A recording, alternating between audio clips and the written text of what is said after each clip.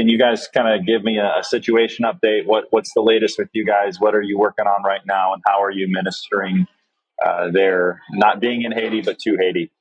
Yeah, we were supposed to fly into Haiti tomorrow, and things flying into Cape Haitian, and then get a small plane with a friend Russ flying back into Bombard, where we've been working.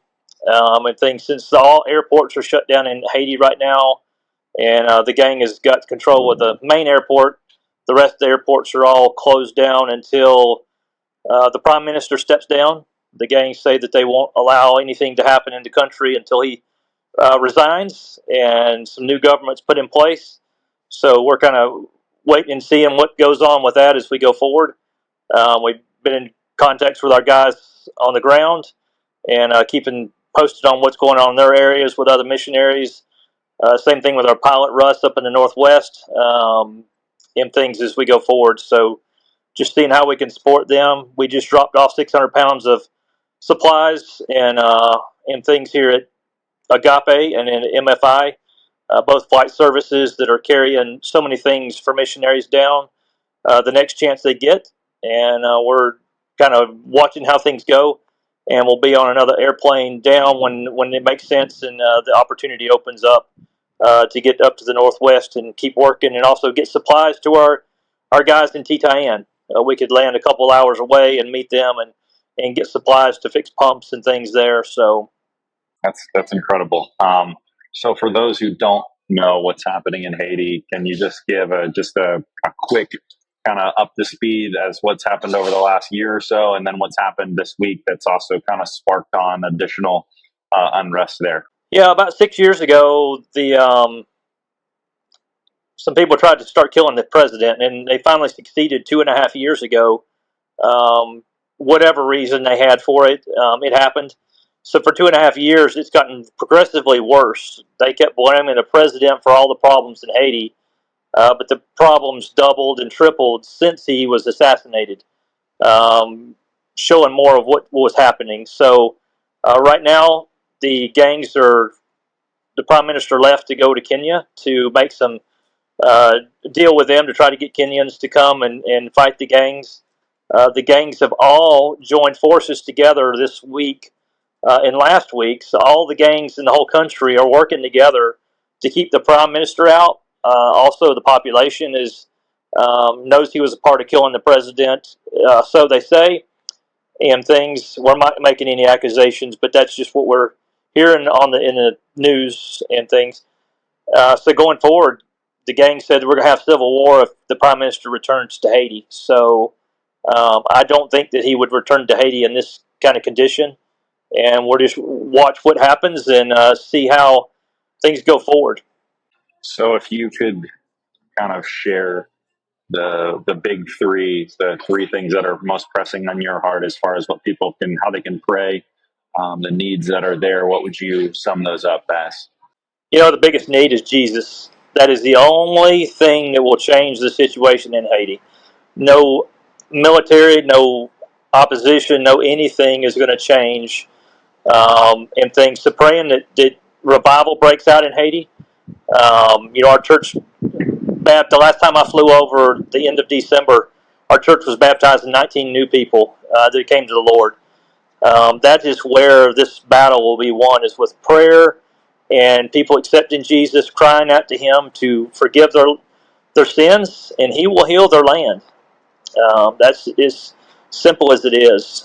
So that's definitely the biggest need there, is that people would accept Christ and things. And number two is just going forward. Everything's in limbo. The banks are out of money.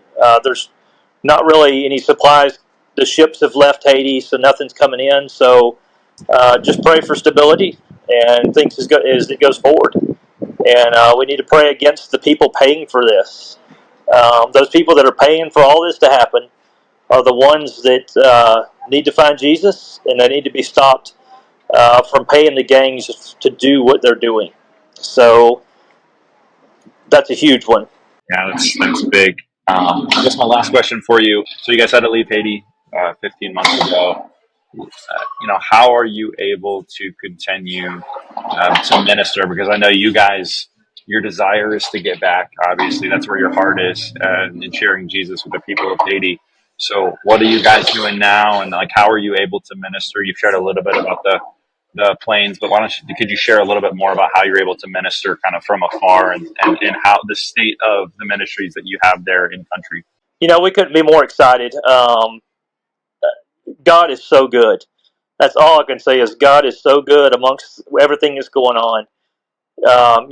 We've come in after David Hetty and Judy, the founders, and Chris and Cheryl Brumley, and things laid so much of the groundwork for everything that's going on, and making sure that all of our employees were evangelists and disciplers and had that ability to be able to share the gospel. So for years, our team has gone out once a month when it's been able to do that and shared the gospel as a team. Sometimes up to 17 of them at a time would go out and share the gospel. So our team there on the ground of about 25 people and our pastors and things, everyone knows how to share the gospel. Everybody knows how to lead people to Christ, and a lot of them know how to disciple others, um, and things. So that is huge that our team is able to continue to repair wells. They're able to hand out tracts, and while they're doing that, they're sharing the gospel with people. So that has not stopped. We've been able to buy some pipe and supplies, get it transported in Lazarus, our old truck. We let one truck out with all the pump supplies on it, and that one truck, we thought, if we lose this truck, we've not lost much. Well, now that's the only truck we have left, is that one truck. And the guys have rebuilt it again, and it was hauling pipe from one place up in the mountains as far as it can. And we put all that pipe and supplies on motorcycles, and are transporting the pipe and pump repair supplies all the way to our village and up in the mountains by motorcycles. So God is just amazing. Been able to keep our feeding program for widows and widowers going. It's just a miracle that he's able to find the food and do what he's able to do to help so many widows and widowers. And we've actually had to take on more widows and widowers because our people just pleaded with us, please help us. We can't say no to these widows and widowers who don't have another way. And that's the way that people can get involved, is be a part of helping us to be able to feed that. That has not been fully funded in many years, and things with the Grand Moon, and we want to continue to be able to provide that service to those widows and widowers each week, which is amazing. They do devotions and have a time of singing. It's just beautiful. I get videos each week from our well repair team. I get videos and pictures of our Grand Moon feeding. It is just phenomenal. Our pastors in our churches, we get video every Sunday of the Sunday services and the children, Sunday services with the adults, and we're seeing 850 or so adults there. We're seeing a couple hundred children on a lot of Sundays, and in the youth as well.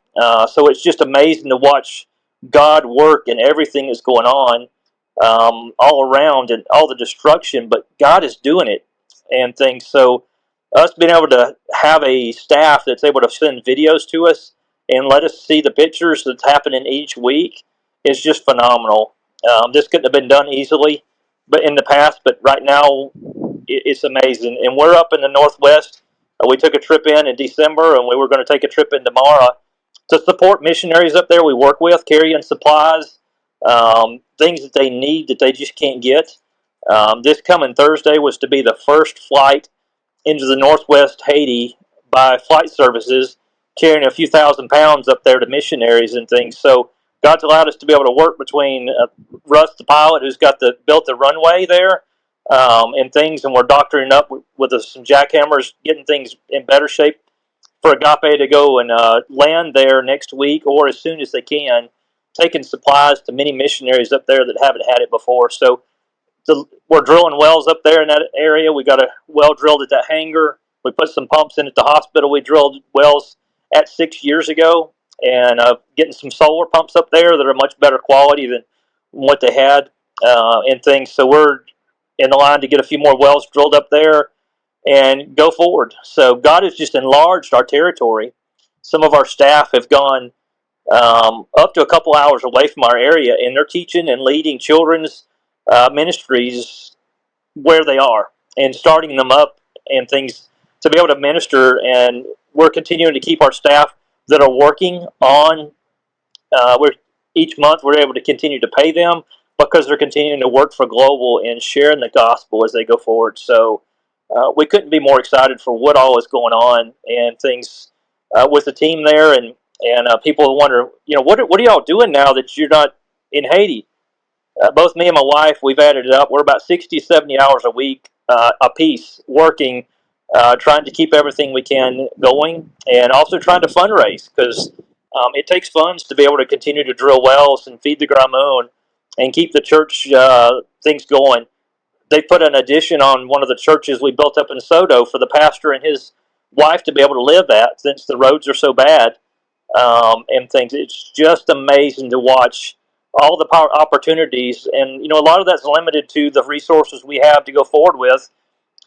Is so we spend a lot of time on the road trying to raise support to be able to continue these ministries, but also to keep going forward with new things that God is opening the doors up with.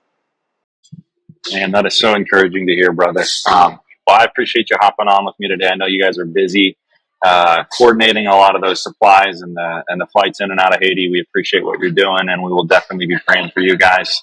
And just so thankful for the ministry that you have there. Yeah, with Agape Flights and with Missionary Flights International and with Russ from Hope from Above Ministries, those three airlines and flight services are just amazing to work with. We've been on each plane and working with them so well. It's amazing how much air flight has changed missionary work in Haiti. So we want to thank Global Outreach for all they do for us to allow us to be on the field and trust in us as we go forward. Not just saying Haiti's a hard place, go somewhere else, but they're right there with us.